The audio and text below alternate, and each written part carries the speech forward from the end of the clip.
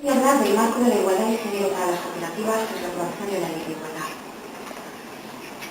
A poco que cojamos datos y los analicemos desde una perspectiva de género, podemos constatar cómo, en términos generales, la mujer española gana un 22% menos que el hombre, con un diferencial medio de salario de casi unos 6.000 euros, que la tasa de actividad registra un diferencial de 22 puntos porcentuales, que por cada hombre que abandona su puesto de trabajo por razones familiares lo hacen 27 mujeres, que el 83% de las personas que cuidan a una persona en situación de dependencia es una mujer, que en el 57% de las familias españolas con al menos un hijo o una hija la mujer ejerce el ama de casa y el hombre una profesión remunerada, que en las empresas del IBEX 25 solo un 2,5% hay de mujeres en los consejos de administración. El último estudio del Foro Económico Mundial, España se sitúa en el puesto 17 de 129 países en términos de igualdad. Hemos bajado 7 puntos en este último año, detrás de Sri Lanka, Lesoto o Filipinas,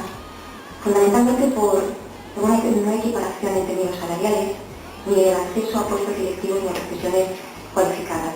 Esto pero en el ámbito cooperativo el parámetro se repite. Bien es cierto que el empleo femenino de las cooperativas es mayor que en el mercado laboral en general, un 49 frente a un 35%, pero solo el 42% son socias, como ya podría por tanto de ser asalariadas. Trabajan con formas de contratación más precarias, el 61% son contratos temporales, el 31% son asalariadas fijas, frente al 24,7% del mercado laboral en general. Tiene una mayor presencia en la contratación a tiempo parcial, un 65%, aunque menor que en el mercado laboral en general. Acusan segregación horizontal, es decir, participan en determinados sectores, por ejemplo en el sector textil un 62% y solo un 36% en el industrial. Asimismo sufren segregación horizontal, solo el 37,7% son cargos directivos.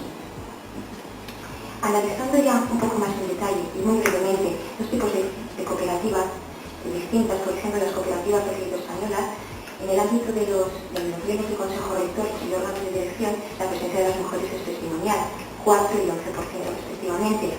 En términos de empleados, aunque la evolución en las dos fechas indicadas ha evolucionado positivamente, no pasan las mujeres de ser un 25% entre los niños. El objetivo general de mi ponencia, que la tiene de nuevo ahí, analizar el marco de la igualdad de trato entre hombres y mujeres con especial implicación en el ámbito cooperativo, tras la aprobación de la ley de igualdad de 2007, cuenta para su desarrollo con 3 fases, 3 objetivos que llevan específicos. En primer lugar, voy a analizar los principales referentes legales sobre la igualdad de género a nivel europeo. Seguiré con el estudio del contexto legal de la igualdad de trato en España previo a la ley de igualdad.